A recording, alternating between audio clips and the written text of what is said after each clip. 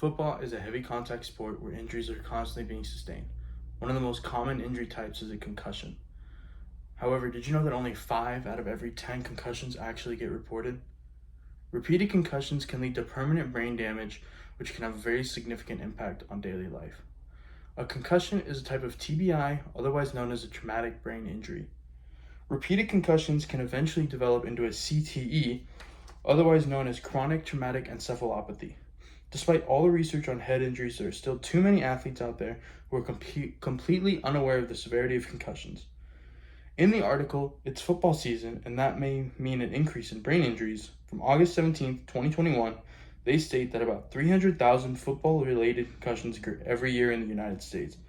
If you take a look at the graph that was provided to you, you will see that football has the most concussions of all sports and therefore has the biggest issue with permanent brain problems. We are going to speak about how there are countless football players ranging from kids playing their first game all the way up to NFL players who play professionally, who sustain head injuries while playing, while also remaining oblivious to the potential consequences that will come from repeated injuries to the head.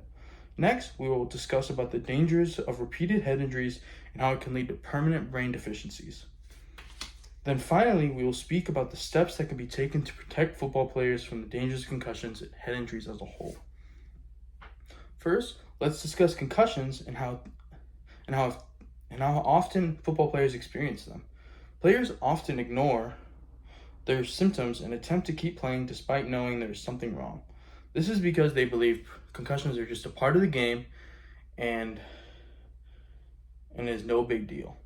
Head injuries and concussions have a big topic surrounding the NFL for a long time.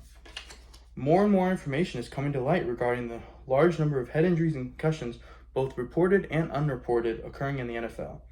However, it isn't just the NFL with these injuries, but players of all levels. UCLAhealth.org from August 17, 2021, in the article It's Football Season, and that may mean an increase in brain injuries, states that the high school level, football accounts for roughly 60% of all concussions that athletes suffer every year. This shows us that the problem exists at all levels and not just with the NFL. Of all the different ways to raise awareness of the dangerous concussions posed to football players, I think the most effective is to simply explain to the players exactly what a concussion is so they can be perfectly aware before they play. Once players are given the information, they will be able to respond to concussions in a much better way, ensuring their safety as well as preparing them for what might happen if they do suffer a concussion. Now that we have a better understanding of concussions and head injuries as a whole, let's talk about the repercussions that accompany repeated injuries to the head. TBIs, or traumatic brain injuries, are caused when the brain is injured from external force. A concussion is a type of TBI that is caused by either a hard blow or repeated blows to the head. Suffering from repeated concussions can lead to the development of CTE, otherwise known as chronic traumatic encephalopathy. CTE is a degenerative brain disease that is caused by repeated damage to the brain. CTE has been found in athletes who have a long history of concussions. However, CTEs can only be diagnosed by studying the brain after the person has already passed away.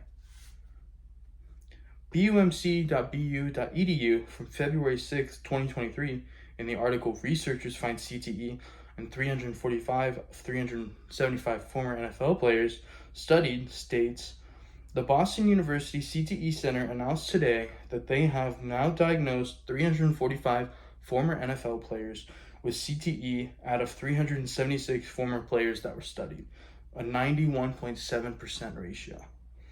This shows us how prevalent head injuries are in the NFL. This makes finding methods to resist against head injuries all the more crucial. Finally, let's talk about the ways we can better protect players from head injuries. One of the steps being taken to protect players from head injuries is the implementation of penalties being given to players who initiate head-to-head contact on the field. Another step was teaching people to always keep their heads up when initiating contact with another player. The final method to help players we will talk about lies with the players themselves.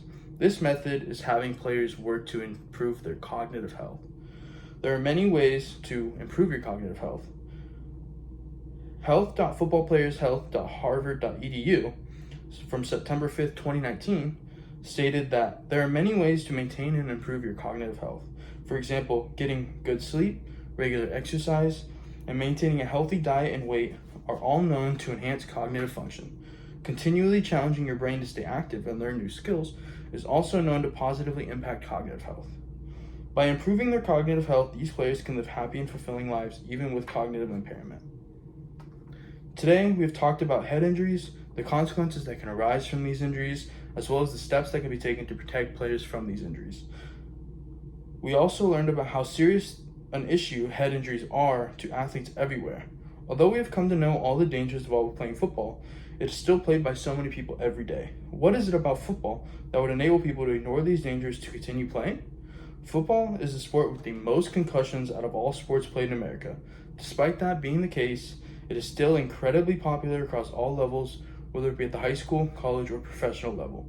Yet with all of that popularity, the probability of head injuries occurring has not dropped.